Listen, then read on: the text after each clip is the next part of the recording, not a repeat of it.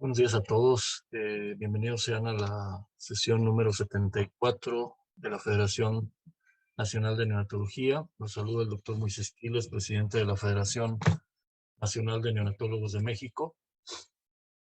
Eh, eh, en esta ocasión tenemos invitado desde República de Colombia, una persona que tiene muchas publicaciones en el área de neonatología y que sin duda en este tema que trataremos el día de hoy se tratará un tema que en todos nuestros países de América Latina tenemos ese tema de brindar la calidad de atención en nuestros neonatos. El doctor Hernando Vaquero tiene múltiples trabajos de investigación, tanto con la Sociedad Iberoamericana de Neonatología, de la cual es fundador, y actualmente pues preside el programa de neonatología en la Universidad del Norte de Colombia. Doctor Hernando Vaquero, muchas gracias, muy agradecido por que hayas aceptado nuestra invitación a la Federación y estaremos atentos a todas tus apreciaciones de lo que mencionas en esta plática, que sin duda creo yo que será un tema de reflexión para muchos y sobre todo tratar de buscar formas de mejorar esa atención en América Latina que en muchos lugares nos hace falta. Muchas gracias y también agradecemos a la doctora Patti González, presidenta de la Asociación de Neonatólogos del Estado de Guanajuato, quien hará la presentación formal del doctor Hernando Vaquero, y al final estarán presentes algunos residentes de neonatología, y también transmitiremos las preguntas que ustedes a través del chat eh, eh, hagan al doctor Hernando Vaquero.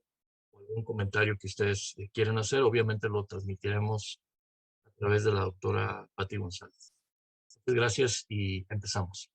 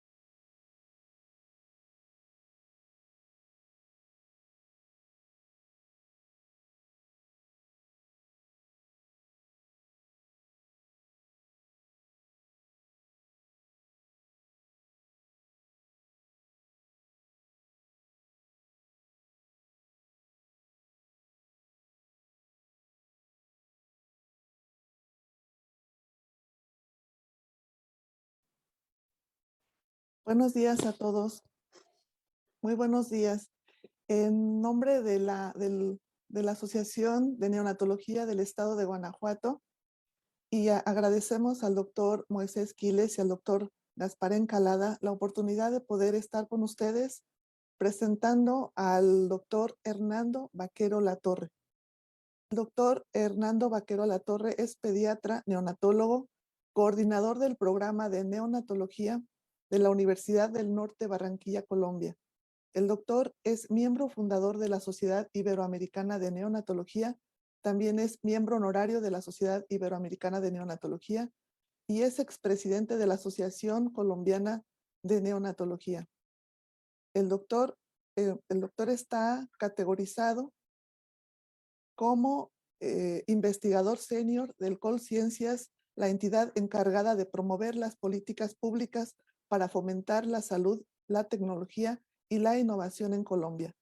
El doctor está convencido del poder transformador de la educación y que la generación de capacidades es el mayor aporte que se puede hacer a la sociedad.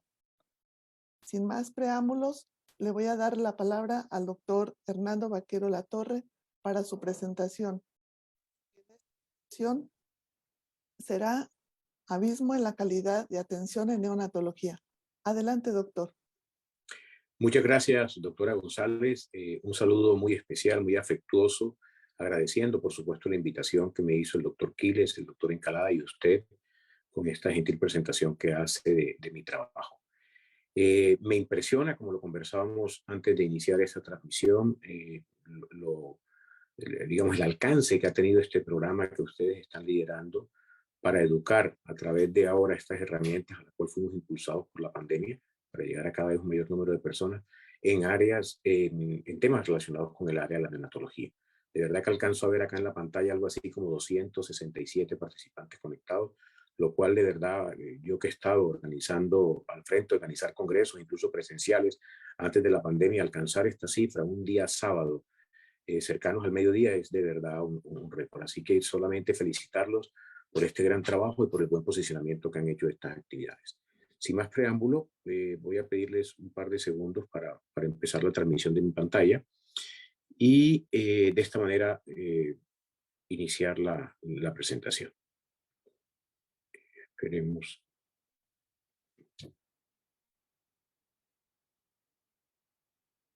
¿No logran ver la pantalla todavía, no? Todavía no, doctor. Apenas está tratando de abrir. Intentando, ¿no es cierto? Sí. Voy a detener y voy a reintentarlo, ¿eh? Sí, doctor. ¿Ahí se ve ya? Todavía no. Todavía no. A ver, veamos.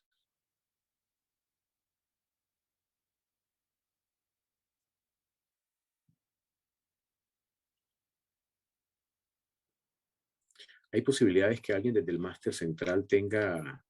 Ya dice, se está creo compartiendo que no permite. pantalla.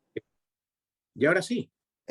Sí, solo que todavía no se ve la presentación. Ahí se ve ahí está. Ya está, doctor. Ahí está la presentación. Perfecto. Ok, bueno, entonces el tema de la charla de hoy, o el título que he dado para la presentación de hoy, es el abismo de la calidad en la atención neonatal. Voy a contarles un poquito de historia de por qué llegué a este tipo de presentaciones. Después de trabajar muchos años en neonatología, o sea, estando al frente de la atención de los recién nacidos digamos, en mis turnos clínicos, en algunas o muchas clínicas de Colombia o incluso de Barranquilla, donde yo resido, pues empecé a notar de que a pesar de que teníamos talento humano altamente cualificado, de que teníamos recursos para poder hacer la atención neonatal, de que interveníamos mucho en los procesos en planta física alrededor de la creación de las unidades, los resultados que obteníamos no eran todo lo que nosotros realmente esperábamos poder obtener a partir del esfuerzo que estábamos colocando a nuestro trabajo. Entonces, esto sucedió por allá alrededor de 1998, el año 2000. Empecé a preocuparme mucho por qué factores en otras áreas del conocimiento podríamos nosotros empezar a usar, podríamos nosotros acercarnos a ellos para poder, con la inclusión de nuestro trabajo diario en neonatología, obtener realmente los resultados que nosotros esperábamos obtener con todo el esfuerzo, no solamente económico, sino además de tiempo, de conocimiento, de formación en la atención neonatal. Entonces esto me llevó, dentro de toda esta búsqueda de estas lecturas, a encontrarme con el Instituto de Medicina de los Estados Unidos. El Instituto de Medicina es una entidad con más de 50 años de haber sido fundada, nació a partir del Instituto de Ciencias de los Estados Unidos, y justo alrededor de esos años, 1998, año 2000, habían estado muy preocupados por generar información, por generar documentos de consenso que le mostrasen en general a todo el sistema de salud por qué no se estaban obteniendo los resultados que se deberían obtener, a pesar de la gran inversión que estaba haciendo el sistema de salud americano en el cuidado de los pacientes. Entonces sacaron dos grandes publicaciones. La primera de ellas, cuyo título es Errar es humano, y que básicamente se preocupaba por dar el primer campanazo de alerta acerca de la necesidad de incluir la calidad en la atención de los cuidados en salud, igual que se había hecho en algunos otros procesos de la industria, o sea, la industria civil, por ejemplo, la industria aeronáutica. O sea, introducir en cada una de las actividades que se hacía en salud el concepto de calidad. Y ya veremos a qué se refieren o a qué se referían ellos en esa comunicación, en esa publicación con el tema de calidad. 2 años después aparece una publicación que complementa la primera y que se llama algo así como Cruzando el abismo de la calidad en la atención en salud a nivel global. Y esto básicamente, insisto, era el complemento de la primera publicación, pero básicamente ya estaba enfocado no solamente en el tema de la calidad. Ya en esos 2 años mucha gente hablaba de la calidad en la atención neonatal, puntualmente, pues obviamente sucedía esto para la salud, así había sido creado. Y esta segunda publicación entonces colocaba el foco en decir, bueno, ya sabemos qué es calidad, ya tenemos los recursos, ahora ¿por qué? Si sabemos lo que es calidad, si estamos interviniendo esto con todos los procesos asociados a la calidad, no logramos que esto suceda en ese momento, en todos los sitios en los cuales entraban en contacto los pacientes con el Sistema General de Seguridad Social en los Estados Unidos. Y se denominó así, el abismo de la calidad. Y sobre eso voy a tratar mi presentación en los siguientes minutos. Entonces, independientemente digamos, de los conceptos, de los países, de todo lo que esté alrededor de los determinantes sociales que pudiéramos nosotros mezclar para poder hablar de esto, el Instituto Nacional de Medicina de los Estados Unidos se preocupó por hacer un gran postulado de estos dos documentos, de estos dos consensos. Y básicamente esto que está acá en este slide es lo que resume todo el trabajo publicado. Ustedes lo pueden encontrar, está realmente libre. En cualquier buscador colocan esto y lo van a encontrar. Creo que incluso existe una traducción al español. Pero básicamente el resumen era, el postulado de estos documentos, era que cada persona debería recibir la atención justa para cubrir sus necesidades de salud, y esa atención debería estar basada en el mejor conocimiento científico disponible. Eso son 4 líneas, pero que incluyen conceptos muy grandes, conceptos, por ejemplo, de universalidad, o sea, cada persona, todas las personas en nuestros países deberían recibir esto. Los cuidados deberían ser integrales, porque deberían cubrir las necesidades de salud, todas las necesidades que surjan, bien sea para promover la salud, para prevenir la enfermedad, para atenderlos cuando estén enfermos o para recuperarlos cuando esto sea necesario. Y el concepto de calidad, porque finalmente, ya como veremos en los siguientes slides, ustedes se van a dar cuenta que la calidad no es otra cosa que maximizar los resultados, a partir, obviamente, pues, de disminución de costos o de control de costos. Entonces, ese fue el postulado de estos dos documentos, y sobre eso giran toda una serie de conferencias, de las cuales esta que les voy a presentar en el día de hoy, pues es la introducción, se hace de manera general, como para intentar mostrar la necesidad de que nosotros introyectemos estos conceptos en nuestras unidades y que esto pueda realmente significar un punto de inflexión para positivo en la prestación de los servicios de atención neonatal. Entonces, cumplimos este postulado en la atención, ya no de los sistemas como estaban planeados estos documentos de manera general, sino en la atención neonatal en nuestros países. Yo les contesto con un rotundo no, al menos, con el conocimiento que tengo de lo que sucede en la atención de los recién nacidos en mi país. Todavía hay muchas cosas que tenemos nosotros para mejorar, y que a pesar de haber invertido mucho más dinero, de haber invertido mucho más tiempo, no alcanzamos todavía todos los resultados que estaríamos en capacidad de alcanzar con lo que estamos, insisto, invirtiendo en tratar de hacerlo. Y por no cumplimos ese postulado en nuestro país. Siempre encontramos un montón de explicaciones. La gran mayoría de ellas pasan, obviamente, por temas de corrupción, porque los sistemas son perversos, porque la gente saca réditos personales o políticos de lo que hace, porque los médicos o el personal de salud de nuestros países está mal remunerado, porque los aseguradores, las empresas que aseguran a nuestra población, llámese Seguro Social, el caso de México, o EPS en el caso de Colombia, en fin, porque hay un montón de cosas que hacen que esto no suceda. Esa es la explicación que nosotros con más frecuencia escuchamos, con más frecuencia vemos en los medios de comunicación, en nuestros congresos, nos quejamos permanentemente de un montón de cosas externas. Poco hablamos del tema de calidad. La calidad de lo que nosotros hacemos en cada momento, en cada punto de contacto con los pacientes que atendemos en el día a día en nuestro trabajo. Entonces, si bien existen situaciones externas que tienen que ser atendidas, que tenemos nosotros como directivos del área neonatal preocuparnos porque se atiendan, pues hay algo que nosotros sí controlamos, sobre lo cual nosotros tenemos, si me lo permiten, casi que el control absoluto de que suceda, y ya van a ver un ejemplo muy simple, y que tiene que ver con la calidad de atención. Entonces, mi invitación es concentrarnos en esos momentos, concentrarnos en estos momentos de verdad, si quieren, donde la calidad con la cual nosotros prestemos nuestros servicios pueden cambiar el resultado de muchos recién nacidos en nuestras unidades. ¿Y qué significa la calidad? Ya les decía, ustedes se van a textos que hablen del tema administrativo de los servicios de salud y van a encontrar un montón de líneas, un montón de páginas hablando de calidad, todas de manera muy difusa, todas si quieren de manera un poco etérea, pero lo importante al final es concentrarnos en lo que yo he intentado resumir en estos dos párrafos, en estas dos grandes ideas. Y es que calidad no es otra cosa que el grado en el cual los servicios de salud incrementan la posibilidad de obtener los resultados deseados, siendo coherentes con el conocimiento profesional actual. Y esto simplemente para salir un poco del tema y poner un ejemplo de mucha actualidad, pues podríamos perfectamente pasarnos horas hablando de todos estos tratamientos que fueron postulados para la COVID-19, todos estos temas sin ningún tipo de fundamento, que no tenían nada de bases en el conocimiento profesional que teníamos y que sin embargo pues fueron usados de manera indiscriminada por gran parte de nuestra población. Y el segundo, que la provisión de esos servicios, de los servicios de salud que hagamos, se hagan de manera accesible y equitativos, con un nivel profesional óptimo, o sea, otra vez, temas de colocar los mejores esfuerzos para poder lograrlo, y que tengan en cuenta los recursos disponibles, porque haciéndolo de esta manera, pues logramos la adhesión y la satisfacción del usuario. Algo en algún momento, o algunos dirigentes de nuestro país vinculados con el sector salud hablaban de la triple meta, y la triple meta no es otra cosa que esto, ¿verdad? O sea, utilizar recursos, satisfacción del usuario y pues, por supuesto que los servicios se hagan de manera asequible y de manera equitativa. Entonces son conceptos de calidad, insisto, son múltiples, pero quiero que nos quedemos para los efectos de la presentación en estos dos párrafos. Entendiendo entonces que el concepto de calidad para nosotros, para esta conferencia, por lo que vamos a usar en el tema neonatal, incluye resultados deseados, incluye disponibilidad de recursos e incluye satisfacción y adhesión de los usuarios.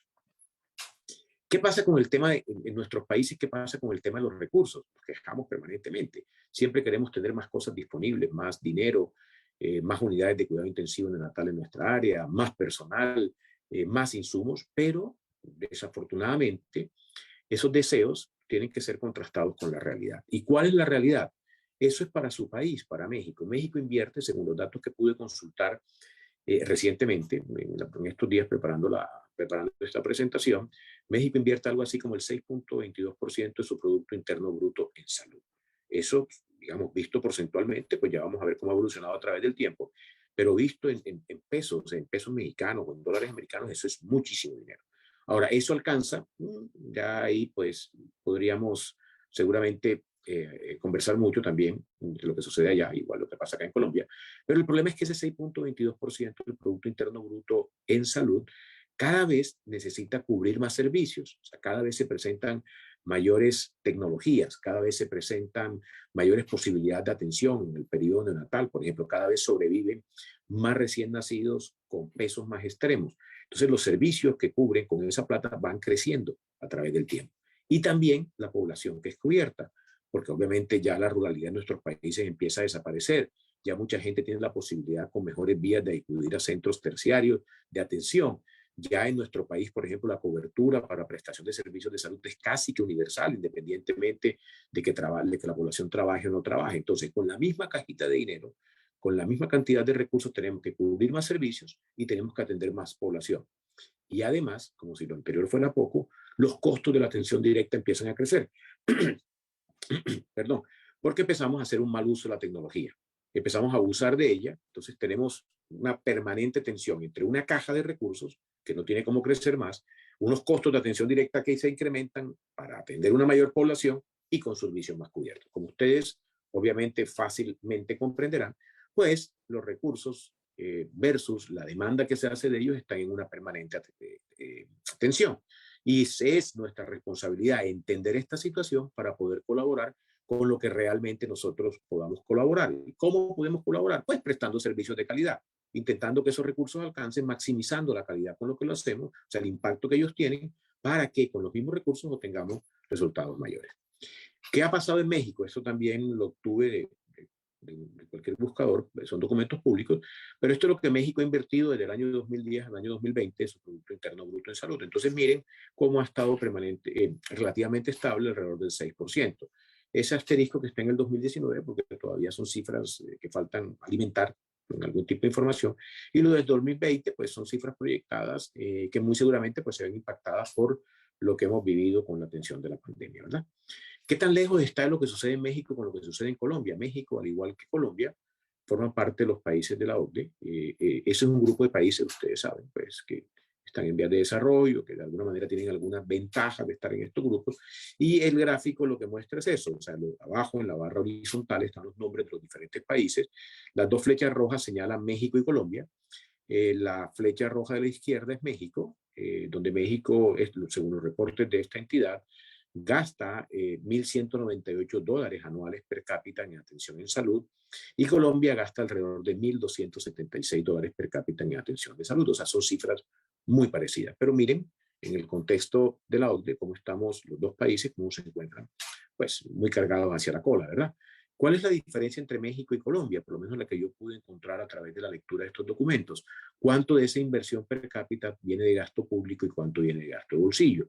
En Colombia, $989 per cápita vienen de gasto público, o sea, es subsidiado por el Estado, es atendido por el Estado a través del Servicio General de Seguridad Social, y en México algo así como alrededor de $600. En ese gasto per cápita está incluido lo que se paga o lo que pagamos por seguros particulares, por pólizas de aseguramiento complementarias. No sé realmente cuál es el nombre comercial con el cual esto se maneja en México, pero en Colombia son seguros privados, y también incluye el gasto de bolsillo. Entonces miren que más o menos en los países el gasto per cápita entre nuestros dos países es muy similar. Lo que diferencia es la composición de dónde sale ese gasto, ¿verdad? Y cuando empezamos a mirar entonces, ahí tienen lo del gasto en salud entre México, Colombia y países de la OCDE. Miren qué resultados obtenemos. Entonces las dos primeras filas, pues ya les mostraba atrás en el gráfico, es el porcentaje del Producto Interno Bruto que gastamos, y ya visto en números absolutos, cuánto es de gasto en seguro más bolsillo y cuánto es de gasto privado. Está ahí la mortalidad infantil. Entonces, cifras reportadas para Colombia hablan de que la mortalidad infantil en nuestro país está alrededor del 17 por mil, y en México alrededor del 13 por mil. Acá podríamos inferir un primer gran concepto, ¿verdad? Y es que a partir de gastos similares, México está obteniendo mejores resultados que nuestro país. O sea, está usando seguramente de una manera más eficiente los recursos que lo que nosotros lo estamos haciendo en Colombia. Entonces ya hay como una primera idea de cómo podemos relacionar todo esto y después cómo lo podemos llevar al tema neonatal, y ya veremos cómo está en el tema neonatal. Miren la relación de médicos por habitantes, más o menos parecido, pero digamos, en México en disponibilidad de México por 1.000 habitantes, y mire cómo enfermeras sí, definitivamente su país está muchísimo mejor que nosotros en esa relación. Unidades neonatales en Colombia, tenemos más de 300, desconozco el número de unidades o de camas neonatales instaladas en México. ¿Qué pasa entonces con la mortalidad neonatal? Estos son datos obtenidos del Banco Mundial, son datos públicos también. Entonces miren cómo en la gráfica de la izquierda en sus pantallas está la tasa de mortalidad neonatal por 1.000 nacidos vivos entre México y Colombia. Miren, hemos mejorado muchísimo.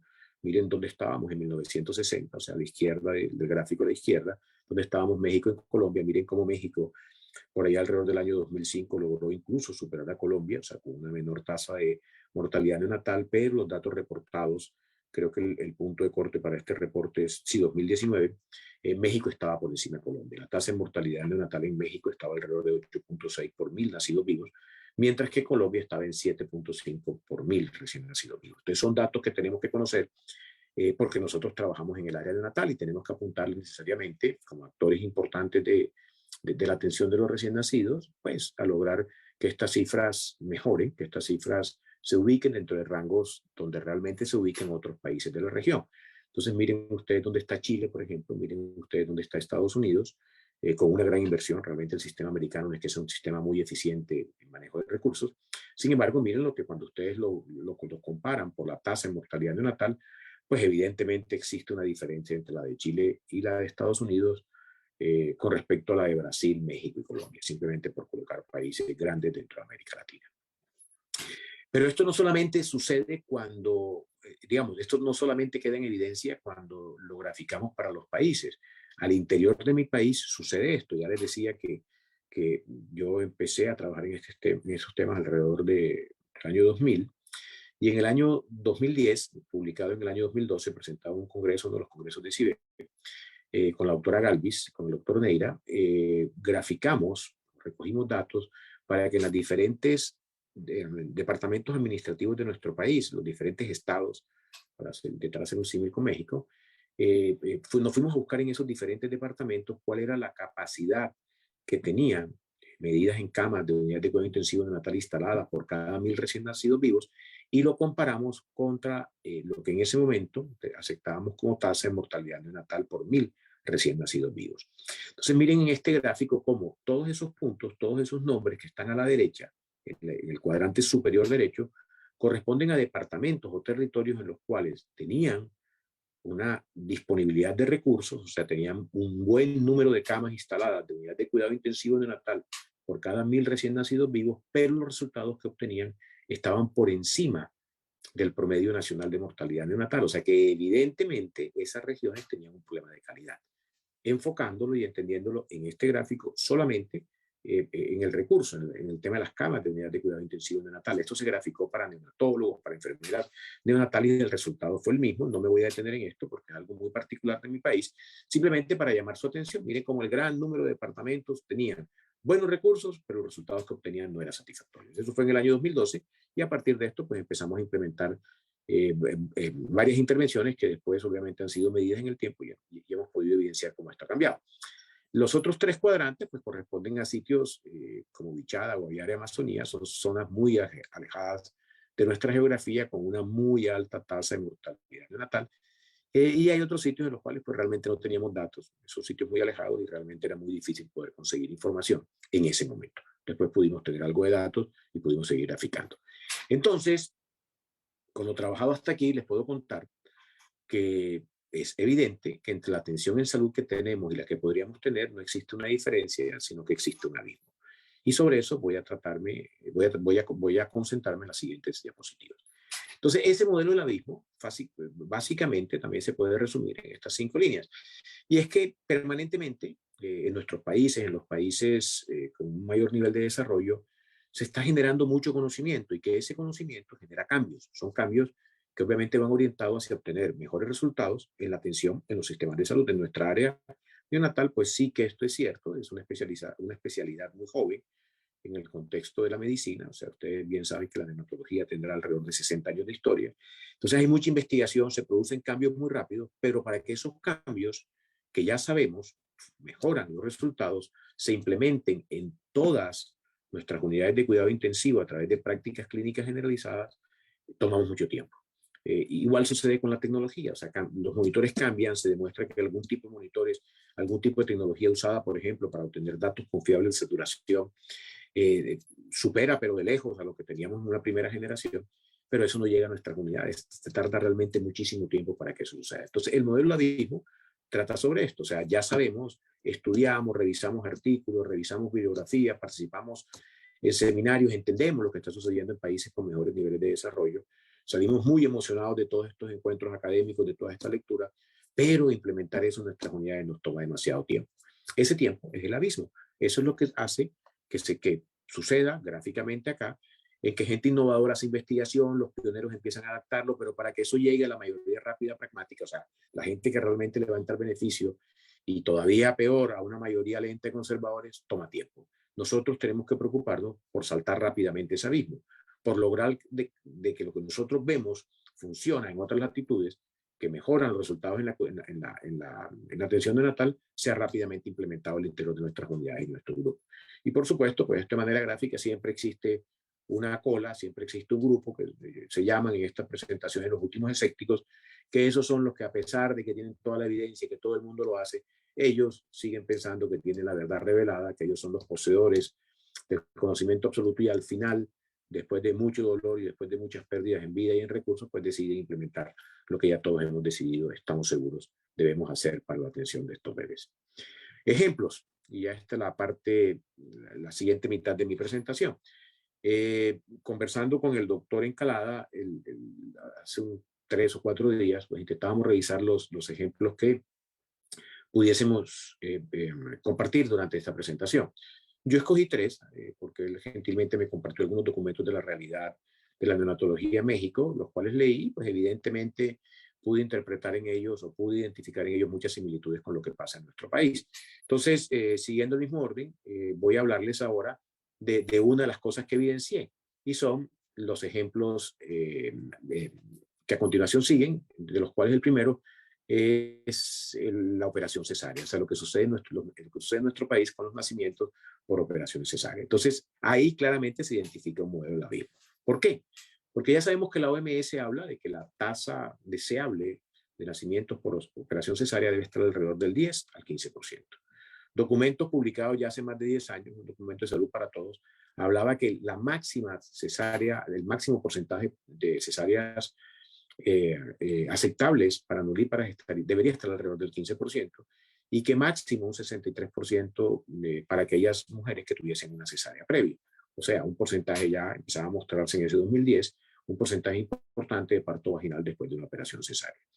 Ahora, los modelos basados en resultados, algo de lo que presento acá, 10 a 12% de embarazos únicos, incluso no importa, o sin considerar mucho el antecedente de una cesárea previa después de que tuviesen más de 2 años, pero básicamente son completamente pragmáticos en estos resultados, y lo que dicen es que la mínima tasa que se puede alcanzar en nuestros centros es la ideal.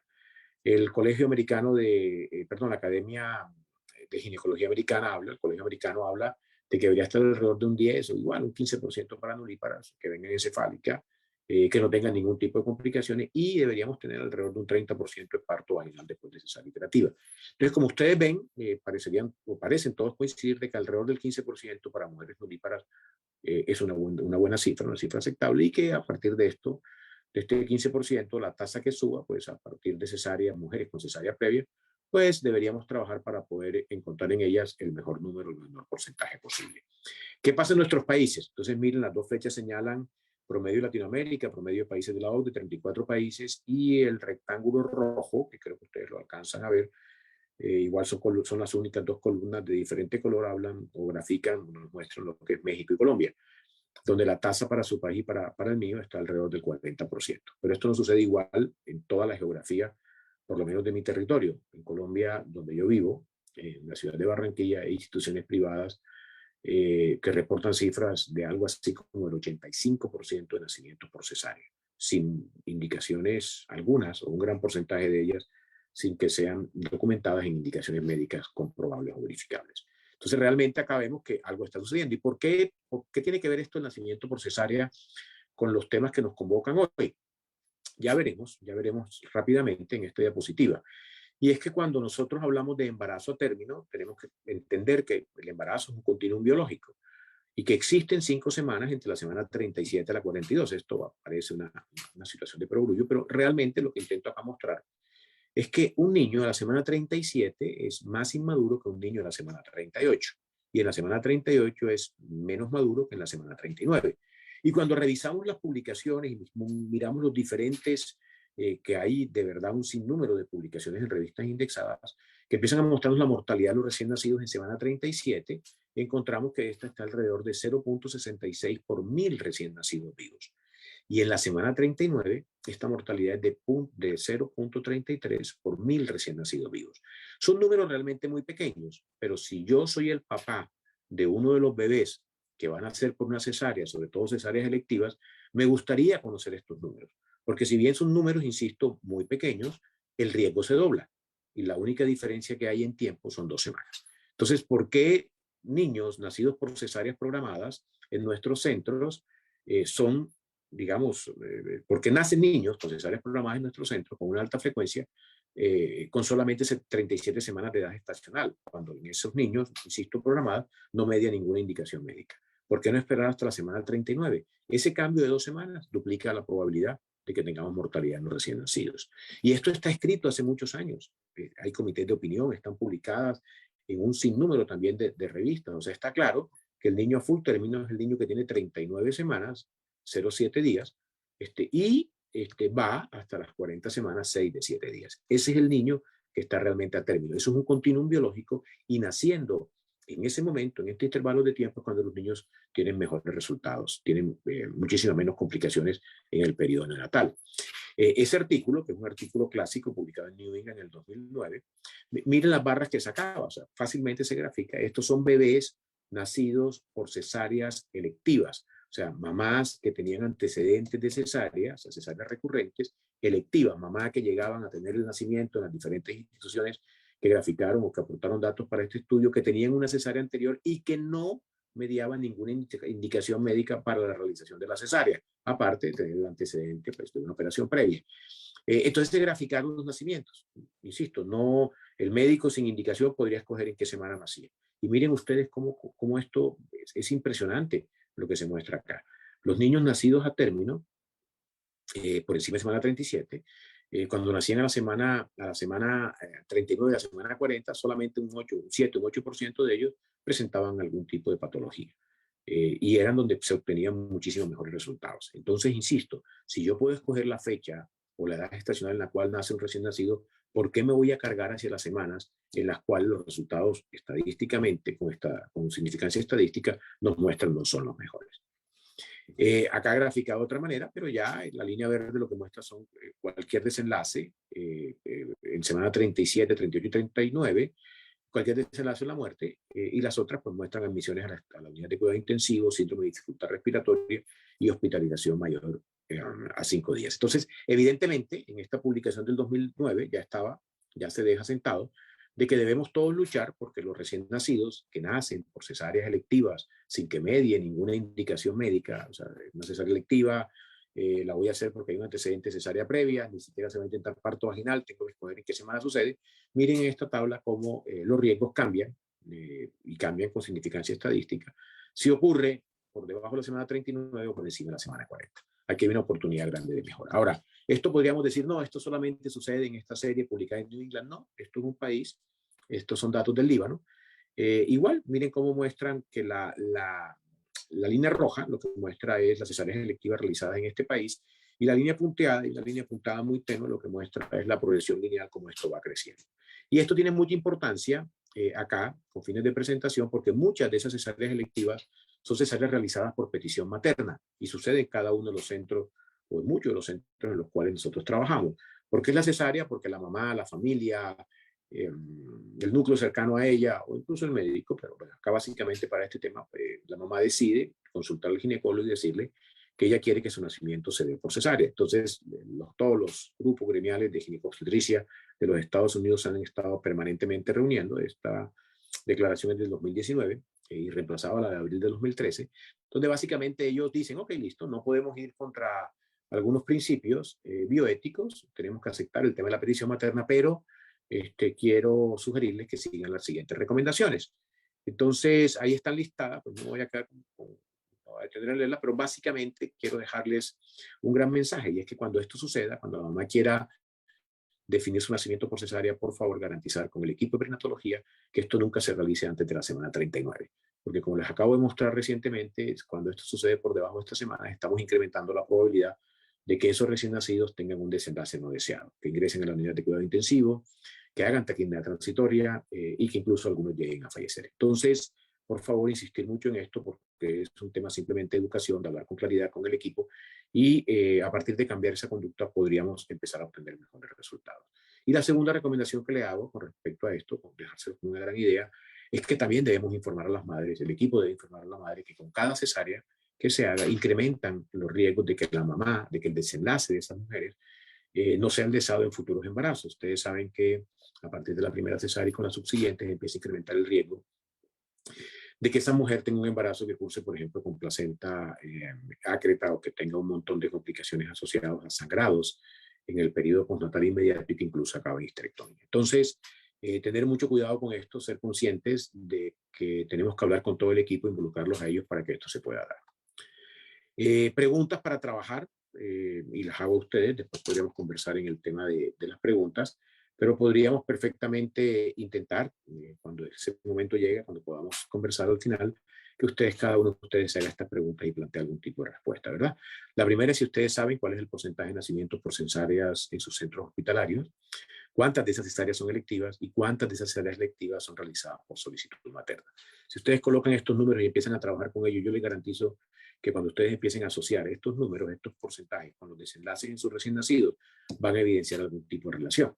Y una relación, digo, que les va a llamar su atención y que ustedes seguramente se van a ver motivados para conversar con los equipos de perinatología y empezar a trazar programas claros para el mejoramiento de la calidad. Otro ejemplo es el ejemplo de la hipotermia, pero no hipotermia terapéutica, sino la temperatura de ingreso de los recién nacidos. Entonces miremos, por ejemplo, estrés por frío o hipotermia leve, son las definiciones. Entonces, ya ustedes saben, temperatura por encima de 36.5, 37.5 es una temperatura normal. Temperaturas entre 36.4 a 36 son estrés por frío, hipotermia leve, 35.2 a 32, hipotermia moderada y por debajo de 32, hipotermia severa. Esto está en todos los manuales, todas las cosas que hacemos nosotros en atención neonatal, en reanimación, pues están claramente definidos estos términos. Imagínense que en el año 1958, perdón, no se imaginen, es real, esto sucedió. En el año 1958 en la revista Pediatrics se publicó este artículo, cuyo título era algo así como la influencia del ambiente térmico, o sea, de la temperatura, en la sobrevida de los recién nacidos prematuros. Insisto, año 1958, casi 65 años han pasado desde esta publicación. Y la gráfica de barras que tenemos acá en este slide, lo que nos muestra es cuál es la porcentaje de supervivencia. O sea, ustedes ven las barras grises, las barras oscuras son los niños normotérmicos y las barras rojas, sí, con color rojo tal vez, del espectro del rojo, pues muestran los niños que eran hipotérmicos. Entonces miren cómo para los diferentes pesos, o sea, más de 1.500 gramos hay una diferencia, entre 1.500 a 1.000 gramos hay una diferencia, pero para los menores de 1.000 gramos en ese momento, que era realmente algo, tener sobrevida en niños menores de 1.000 gramos era algo realmente heroico, pero miren cómo claramente pues se evidencia que los niños que entraban hipotérmicos de esas unidades eran números muy pequeños de pacientes, la N, pero miren cómo se evidencia claramente que la temperatura marcaba una diferencia en el porcentaje de sobrevida de estos recién nacidos. Eso fue en el año 1958. Y nosotros nos quejamos y decimos que en América Latina esto toma tiempo, que nos faltan recursos. Pues todo eso podría ser posible, pero en el año 2007, casi 50 años después de esa publicación, un grupo decide explorar qué está pasando con las temperaturas al ingreso en 15 unidades de recién nacidos en Estados Unidos. Algunas de ellas grandes centros para entrenamiento de talento humano en salud, o sea, entrenamiento universitario de personal que se encuentra formándose como pediátrico o neonatólogo. Ustedes las barras, cada barra corresponde a un centro. Cada color o cada patrón de color dentro de la barra corresponde a las temperaturas. Entonces miren el nivel, lo que es adecuado son las barras que tienen unas rayas oblicuas. Esos son los niños que tienen temperatura al ingreso por encima de 37 grados centígrados. Y miren la barra negra, son niños con temperatura por debajo de 35 grados centígrados. Entonces, miren cómo hay centros, ese centro número 4, por ejemplo, supera el 40% de los recién nacidos ingresando con temperaturas por debajo de 35 grados centígrados. Esto, insisto, sucedía 50 años después de aquella publicación en Estados Unidos en grandes centros hospitalarios. Año 2007, ¿no? Después aparece en 2011 esta presentación donde ya se empieza no solamente a mirar el tema de la sobrevida de los recién nacidos asociados a la hipotermia, sino que se empiezan a asociar con otros desenlaces. Y acá los desenlaces que se miden son desde retinopatía de la prematurez, grado 3 o grado 4, hasta la asociación de hemorragia intraventricular y muerte. Y miren cómo, excepto para enterocolitis necrotizante y para sepsis temprana, aquellos recién nacidos que entraban con hipotensión, con hipertermia leve o hipertermia moderada severa, pues tienen una mayor probabilidad estadística de tener algunos de estos desenlaces no deseados. Lo único que tendríamos que empezar a intervenir en este ejemplo es la temperatura al ingreso. Si nosotros no dejamos enfriar al recién nacido, seguramente la probabilidad de que aparezcan algunas de estas complicaciones se van a ver disminuidas. Algo más reciente, el año 2018, nuevamente, 18 centros, una gran red en Estados Unidos, que divide divide la población de estudio, lo divide en pretérminos, entre 29 y 33 semanas, lo que ellos llaman pretérmino moderado y con fines de publicación, y recién nacidos por debajo de las 29 semanas, o sea, recién nacidos pretérminos extremos. Ahí está graficado, color negro, los que tenían entre 29 y 33 semanas, o sea, los moderados, y los menores de 29 en color gris. Y miren los porcentajes de temperatura, o sea, la línea roja marca la temperatura de 36.5, la línea roja punteada, y miren cómo a la izquierda casi que un 50% de los recién nacidos, pretérminos, moderados y extremos, ingresan a las unidades con temperaturas no deseadas. A la derecha ya están desagregados en los moderados y los extremos, y miren cómo a medida que baja la edad gestacional disminuye la temperatura al ingreso, o sea, aumentan los porcentajes de niños que llegan, perdón, disminuyen los porcentajes de niños que ingresan a las unidades con temperatura normal. O sea, menor edad gestacional, mayor probabilidad que estos niños nos ingresen con temperaturas con hipotermia, hipotermia al ingreso, y eso, pues, como se los he mostrado en este ejemplo, en las diapositivas asociadas a este ejemplo, pues va a conducir a que tengamos unos peores resultados con respecto a los que nosotros hemos planeado y hemos deseado. Y esto simplemente, digamos, visto, ya asociando cada uno de los desenlaces, vemos cómo sucede para los moderadamente pretérminos o los extremadamente pretérminos, sucede independiente de los dos grupos en la mortalidad. O sea, por cada grado centígrado que disminuya la temperatura al ingreso de un recién nacido por debajo de 36.5, la probabilidad de morir en la hospitalización crece, y crece con significancia estadística, comparándolo con la temperatura normal y con el grado anterior con el cual se compara. Y eso sucede para los moderadamente pretérminos, o sea, 33 semanas hacia abajo. Entonces, ¿qué tenemos? Bueno, igual para la necesidad de soporte respiratorio, hemorragia intracerebral, intraventricular severa, la aparición de sepsis neonatal, no sucede lo mismo con la aparición temprana, la aparición de sepsis tardía y el desarrollo de heterocolitis necrotizante. Entonces, no me lo voy a enredar, no lo voy a enredar con esta tabla, simplemente acá el énfasis es decirles, tenemos que cuidar la temperatura de admisión de nuestros recién nacidos, tenemos que garantizar, tomar medidas para que puedan ser intervenidas rápidamente en las salas de nacimiento y que nuestros recién nacidos lleguen a las unidades con unas temperaturas que sean normales. Nosotros vimos esto en Colombia, esto es un gráfico de nuestras unidades, una red neonatal sobre la cual trabajé en algún tiempo. Básicamente esas 4 líneas lo que muestran es los recién nacidos con ingreso de temperatura normal. La línea verde es estrés por frío, o sea, entre 36.0 y 36.4, que es la línea rosada. Y las otras 2 líneas son líneas ya con estrés por frío perdón, con niños con hipertermia, con niños con hipotermia por debajo de 36 grados centígrados. Las cuadrículas verticales hablan de trimestres, ahí hay 2 años graficados. Miren, cuando detectamos esto, o sea, en la parte izquierda de la gráfica, realmente el porcentaje de niños que ingresaban con una temperatura normal era muy baja, realmente muy baja esa temperatura. Y en la medida que nosotros empezamos a realizar intervenciones en las diferentes unidades de cuidado intensivo, pudimos obtener como el porcentaje de niños que ingresaban con temperatura normal crecía. Ya dimos por sentado que esto lo habíamos logrado, bajamos un poco la guardia y nuevamente ese porcentaje cayó, tuvimos que retomar el tema porque no habían quedado adecuadamente implementadas todas las estrategias, y al final de la gráfica, como los porcentajes de niños que ingresaban con temperatura normal empezó nuevamente a crecer.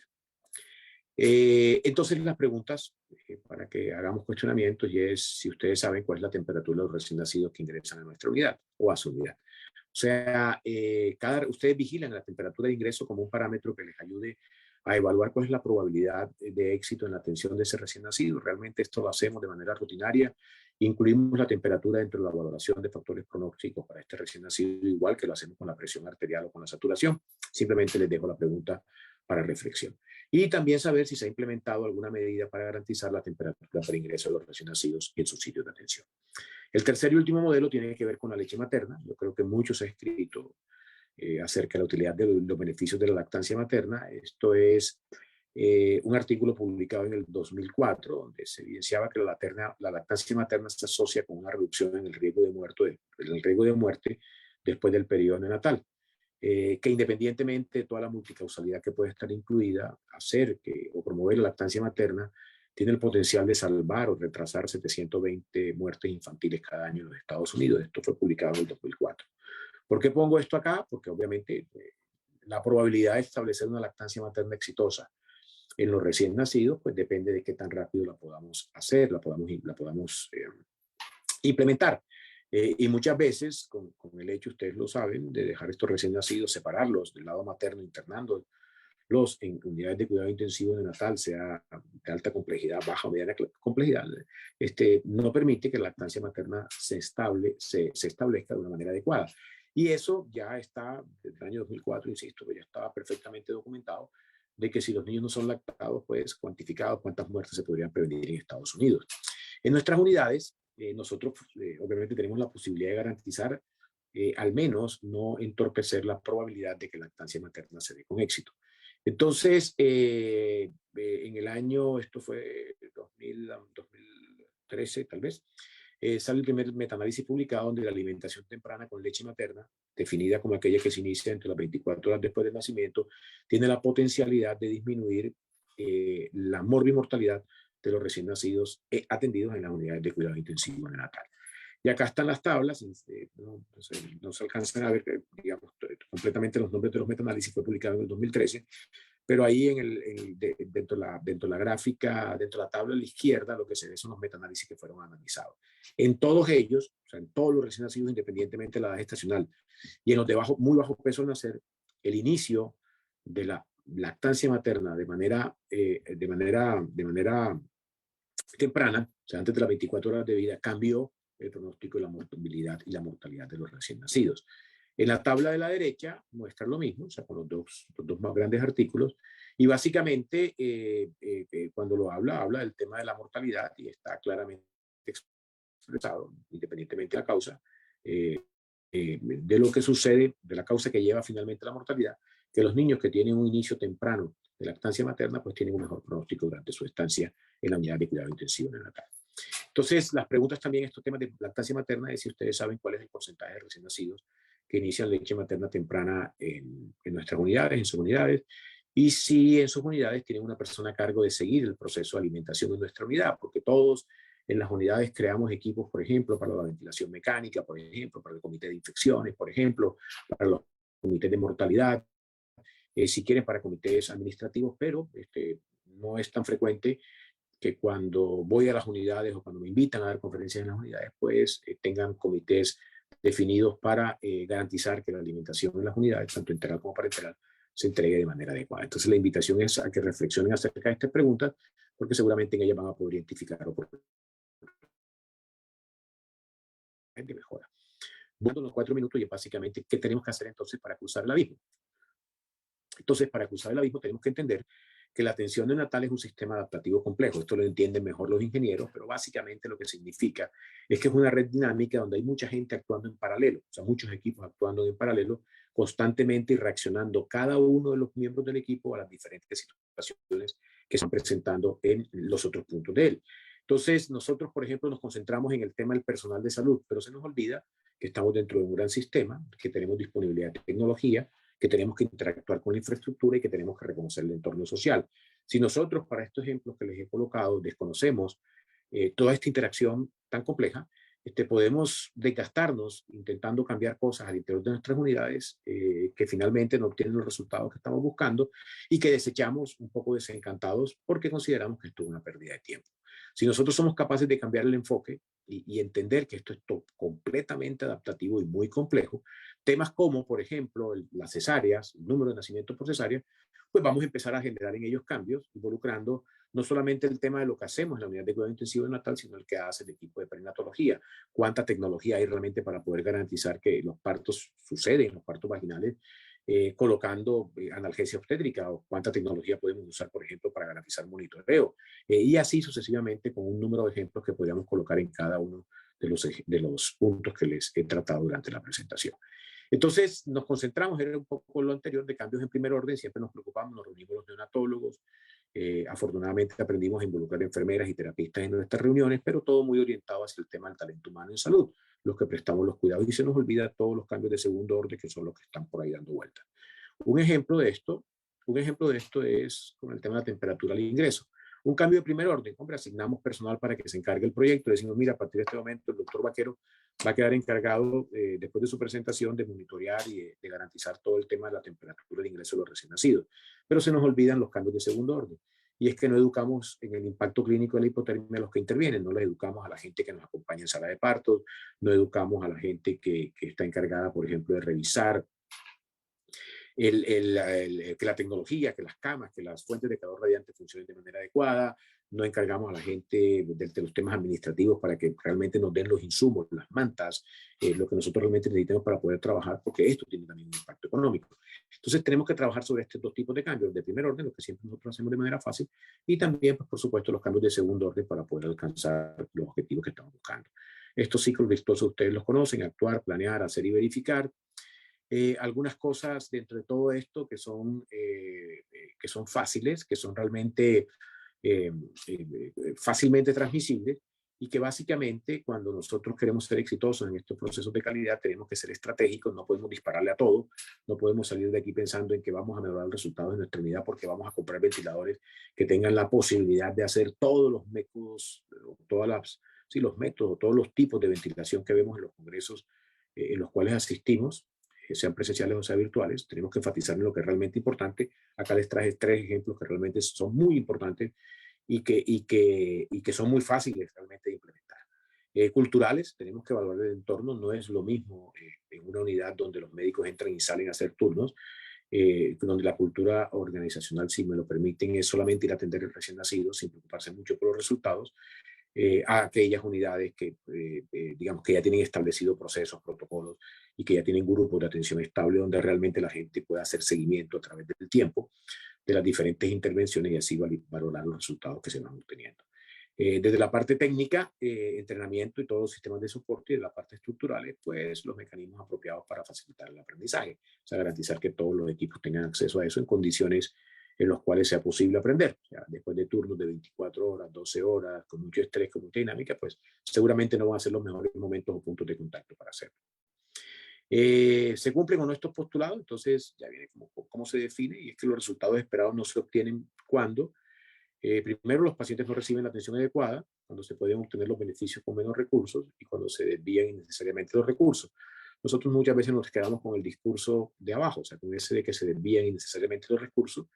Entonces, en nuestros países siempre hablamos de malgastos administrativos, de fraude, de abusos, de corrupción, pero se nos olvida hacer un poquito de autoevaluación y entender de que algunas de las cosas pudiesen simplemente mejorar si nosotros somos capaces de aceptar que todavía no adaptamos tecnología, todavía no adaptamos conocimiento que está demostrado ya en otros sitios del mundo está obteniendo resultados. Entonces, la invitación acá es decirles: existen muchas oportunidades de mejora, muchas se pueden identificar a través de este tipo de estrategias. Acá tengo algunos de los que particularmente hacen parte de este ciclo de conferencias: la administración de oxígeno, por ejemplo, el uso de antibióticos, el manejo de datos o de información, porque saben que no es igual, temas de alimentaciones en las unidades, cómo se hace el monitoreo y ambientes en la unidad. Son temas, insisto, que han sido identificados como otras oportunidades. Hay un par más que no están acá listados, que simplemente con esta estrategia y con simplemente hacerlas evidentes a través de este tipo de presentaciones, me he dado cuenta, donde he tenido la oportunidad de realizarla, que llama la atención sobre algo, alguien se motiva, toma la bandera y se encarga de liderar estos procesos de transformación y de círculos virtuosos para la mejoría de la atención de nuestros recién nacidos. Estos son mis datos, con esto termino. Creo que estuve un poquitito pasado de tiempo, así que les presento excusas por eso si ese retraso les va a colocar, nos va a acelerar un poquito los procesos que faltan. Muchísimas gracias.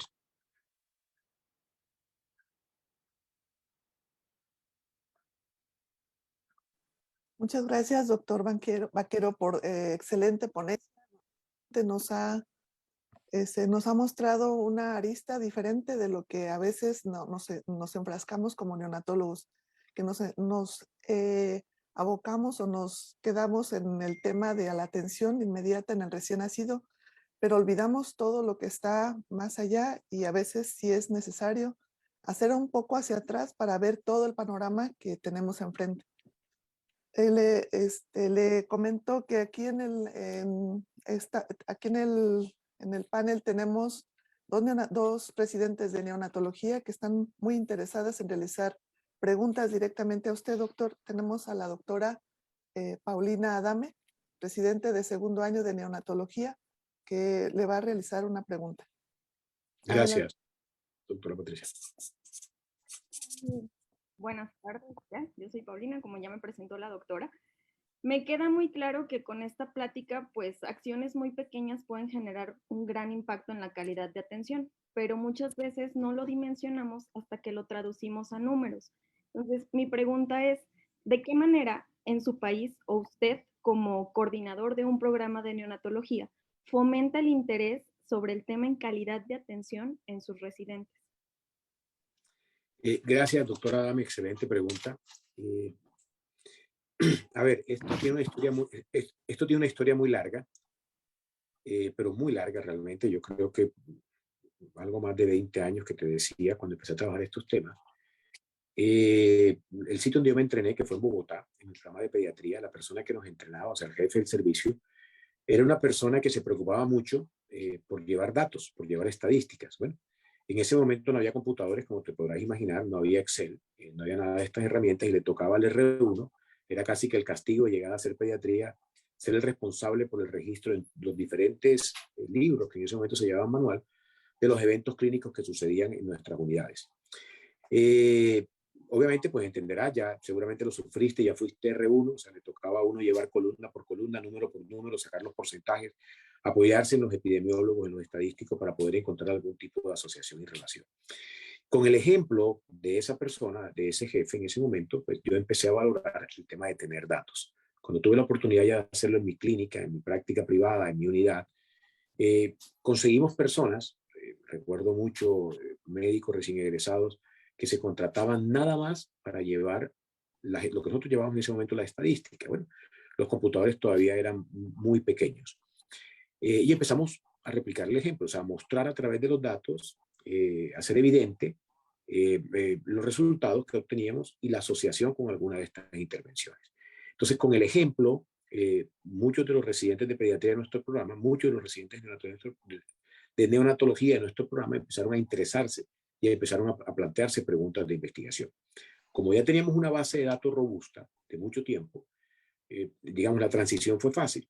Fue concentrarnos ahora no en hacer bases de datos para investigación, porque eso, digamos, es demasiado tedioso, sino concentrarnos en captar datos, captar información orientada a obtener un resultado. O sea, y aquí quiero hacer claridad con esta idea para que no generar confusión. O sea, es importante lo que nosotros hacemos, recolectar datos y volverlo información, pero tenemos que tener una claridad conceptual en que una cosa es hacer un proyecto para mejoría de la calidad y otra cosa es hacer un proyecto de investigación para los residentes. ¿De acuerdo?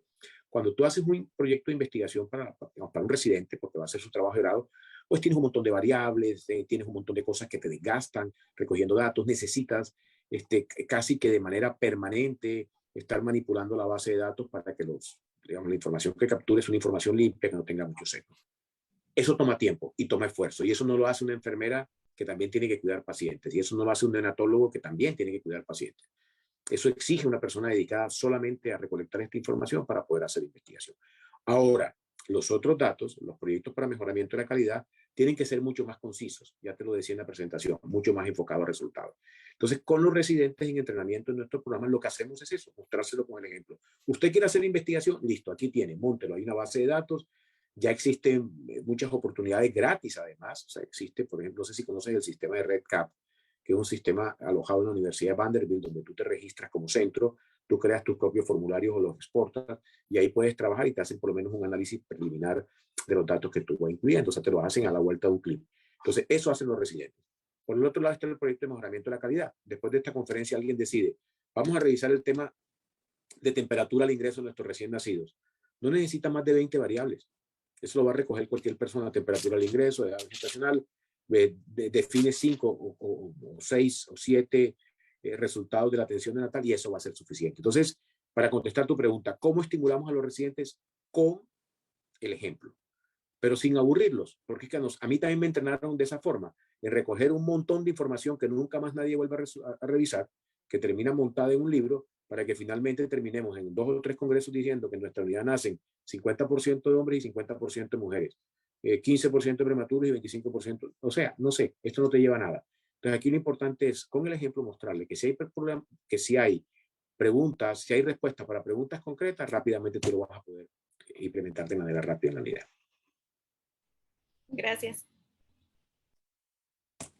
Muchas gracias por la respuesta, doctor. Tenemos otra residente de neonatología de primer año, que es la doctora Ingrid. También quiere realizar una pregunta, doctor. No se escucha tu micrófono. ¿Ya? Ya. Buenas tardes, doctor, en México, ¿verdad?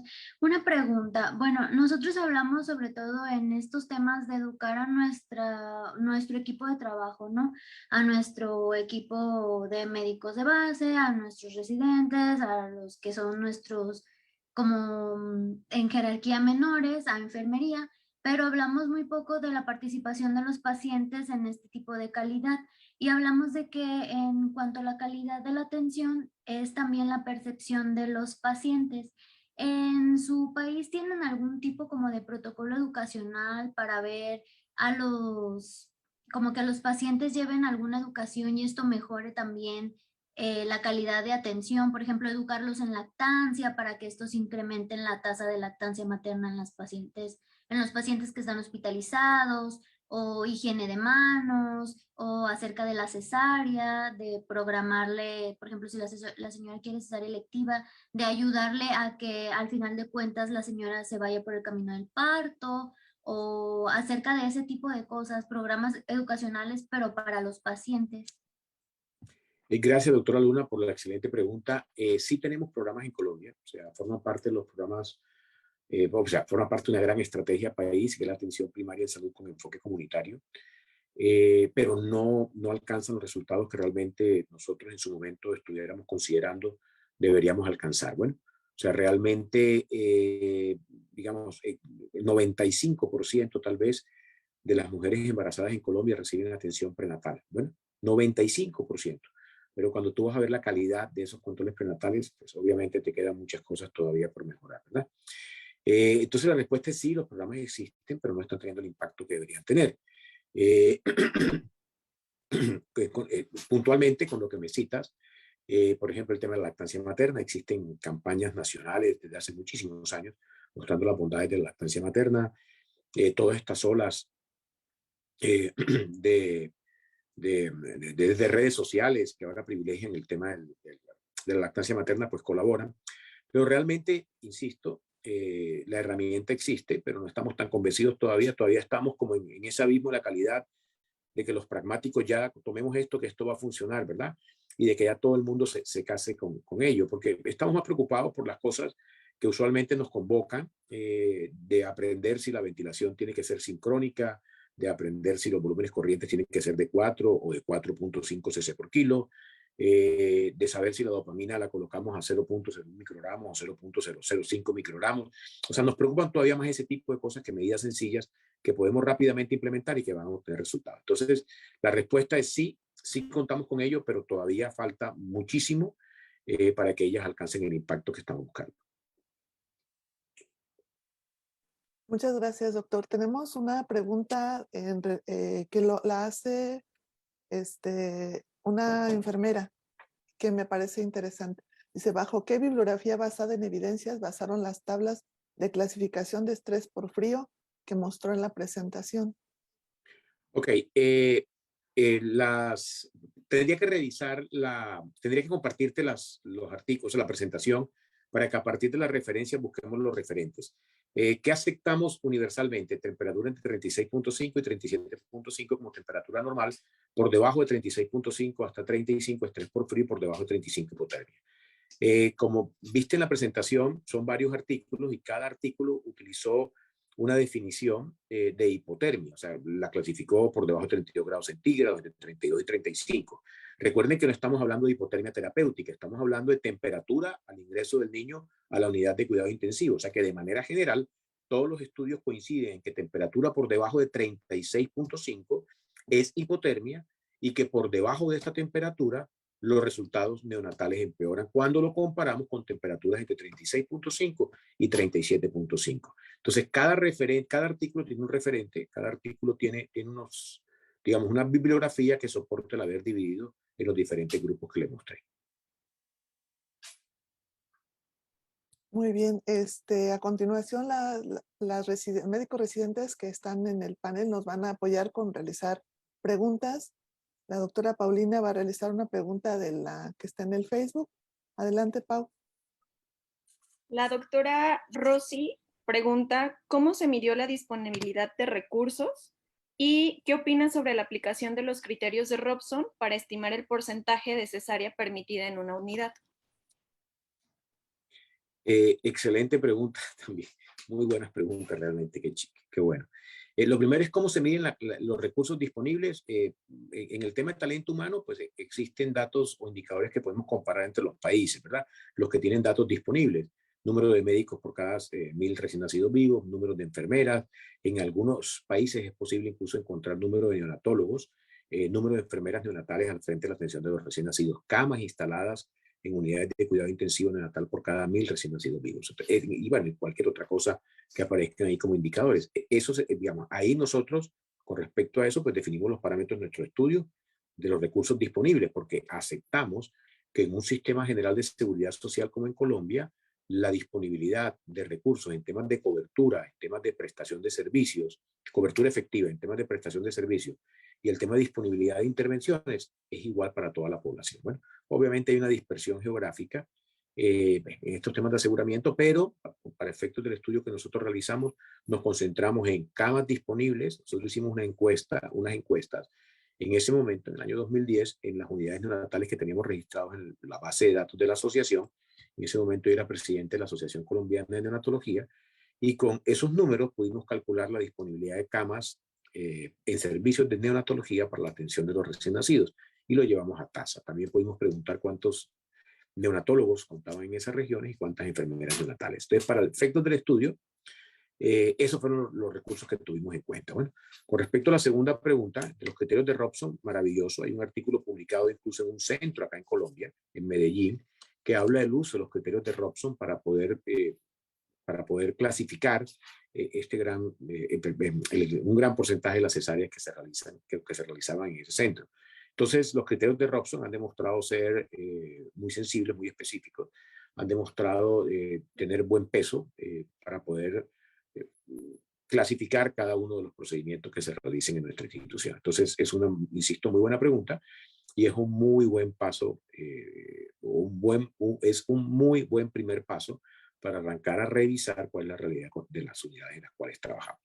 Doctora Patricia, yo alcancé a leer una pregunta en el chat, si me lo permite, que me pareció muy interesante, Sí, y fue doctor. con respecto a cómo medimos el tema de los antibióticos, del uso de los antibióticos. Bueno, les cuento que en Colombia tenemos guías integrales de atención, o sea, son guías definidas por el Ministerio de Salud, donde nos reunieron un número de expertos en Colombia, se validaron por metodologías epidemiológicas, la evidencia que estaba disponible, y se definieron unas guías integrales de atención, donde involucran, pues, obviamente no solamente el tema de un protocolo de atención, sino guías, o sea, le marcan a uno caminos, incluso alternativos para no poder tomar. Y en ellos, basados en la literatura, se definieron lo que son, digamos, lo que para todos nosotros es usual, los antibióticos de primera línea en la atención del recién nacido, digamos ampicilina más un aminoglicosio. Sospecha sexo temprana, un ampicilina más un aminoglicosio. Cuando nosotros en nuestras unidades vamos a ver cuántos de los recién nacidos que reciben antibióticos empiezan por antibióticos de primera línea o de segunda o de tercera línea, pues tenemos obviamente una oportunidad de mejora. Yo les cuento lo que sucede en mi grupo. El 85% de los recién nacidos que reciben antibióticos en nuestro grupo ingresan con antibióticos de primera línea. Ahora viene, y eso me da tranquilidad, obviamente, porque ese 15%, si yo lo voy a desagregar y lo voy a revisar, pues voy a encontrar que en ese 15% hay niños remitidos de otras instituciones, niños que vienen con algunas patologías específicas, bueno, un sinnúmero de cosas que, digamos, de alguna manera le dan justificación a que no es el 100%. Ya tengo que el 85% ingresan con estos antecedentes de primera línea, con estos antibióticos de primera línea. Entonces vendría como el segundo paso. Ok, estos niños ingresaron con este antibiótico porque tenían alguna característica que nos hizo sospechar que estuviesen afectados por una sepsis temprana. ¿Cuántos de estos niños se les suspenden los antibióticos al tercer día con hemocultivos en la mano? Entonces, no, se les suspende al 10%. Ay, ¿qué pasa con el 75% restante? No, pues ya que se los empezamos, se los continuamos. Bueno, ¿cuándo estuvieron hemocultivo al quinto día? Entonces, positivos un 3%, como bajo, ¿no? ¿Y cuándo estuvieron reporte? No, solamente el 10%. Entonces empiezan a identificar cosas. Bueno, porque si yo tomo un hemocultivo, ¿por qué no me preocupé por buscar el resultado? O sea, si lo que yo hice fue como una sospecha y tengo un niño que clínicamente está bien, que tengo un hemocultivo negativo, ¿por qué no suspendo los antibióticos? Entonces, a partir de aquí vas escalonando en procesos y en preguntas que te pueden llevar, obviamente, a identificar. Entonces, ya al interior de la unidad, casi que esto, cuando la gente se apropia de esta metodología, ya esto se va solo. O sea, el primer cuestionamiento no es presentar el recién nacido y decir, recién nacido de 30 semanas de edad gestacional en su cuarto día de antibiótico-terapia, sino que alguien pregunta, ¿ya tenemos el cultivo? ¿Ya hubo algún deterioro clínico? ¿Se van a continuar los antibióticos o no se va a continuar? O sea, ya van preguntas dirigidas para intentar cambiar o para intentar mejorar lo que hemos identificado como oportunidad de mejora.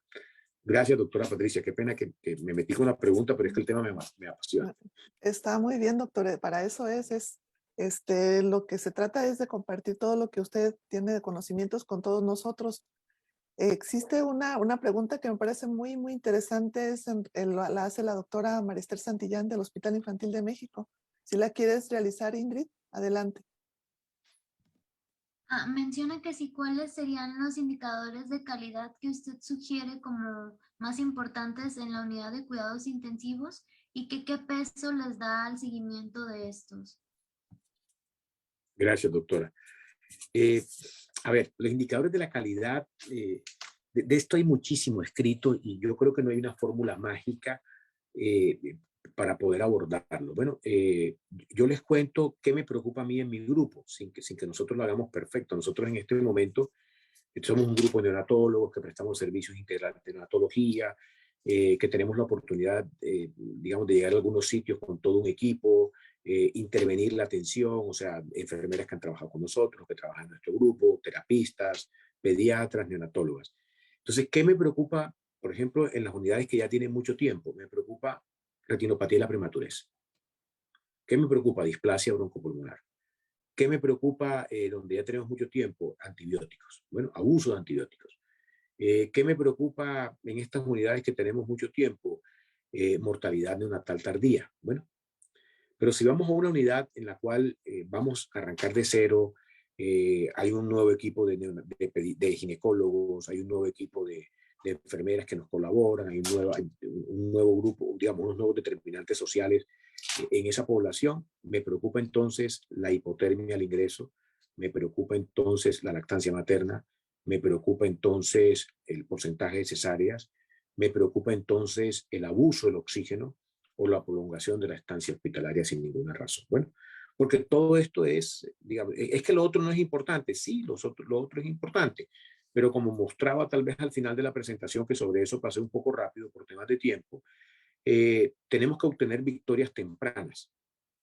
O sea, tenemos que obtener victorias tempranas. Si tú te comprometes en un programa de mejoramiento de la calidad, o sea, tu primer gran compromiso con todo el mundo va a ser: yo voy a disminuir la displasia broncopulmonar en mi unidad, porque voy a hacer que no tengamos displasia broncopulmonar. Entonces ya empiezan a jugar un montón de cosas, ¿verdad? Disponibilidad de nutrición, por ejemplo. ¿Qué tan segura es tu nutrición? Empiezan a jugar el tema de los ventiladores. ¿Qué ventiladores tienes? ¿Qué modos de ventilación utilizas? O sea, empiezas a meter tantas variables que mostrar rápidamente resultados en esto va a ser complejo. Entonces, se trata de ir asegurando cosas, victorias tempranas, para que en la medida en que puedas garantizar esto y puedas mejorar en esto, lo demás vaya sucediendo como una consecuencia. ¿En qué más nos retamos?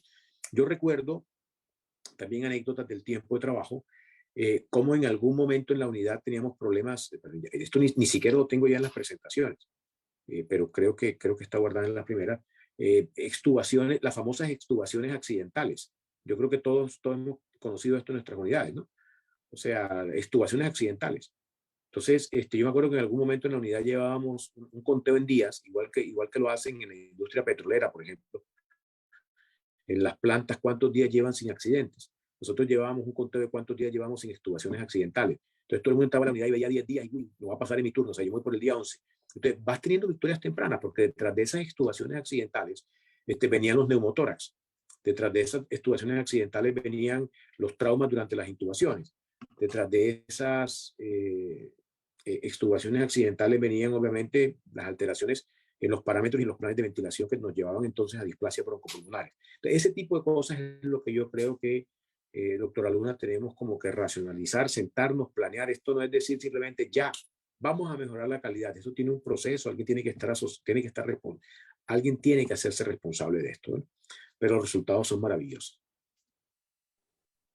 Muchas gracias, doctor Vaquero, por todo lo que nos está comentando. Hay muchas felicitaciones que si las ponemos a leer, nos vamos a tardar 2 días, creo.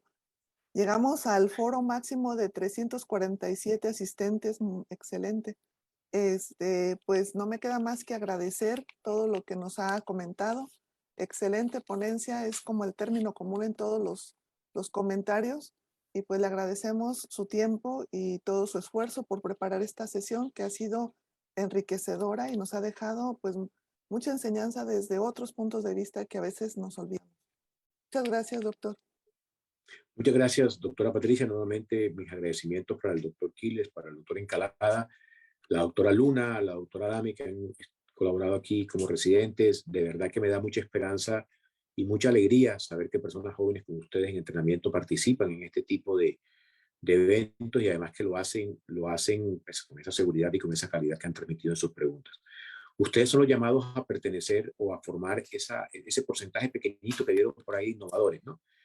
Ustedes son los jóvenes, ustedes son los que son responsables de que esto permanentemente se vaya cambiando hacia la mejoría. Y para todos los participantes conectados, de verdad que muchísimas gracias. Estaba un poco deprimido con la pérdida de la Selección Colombia ayer, un poco triste por el resultado, pero han mejorado mi ánimo con sus comentarios tan gratos de felicitación por el trabajo.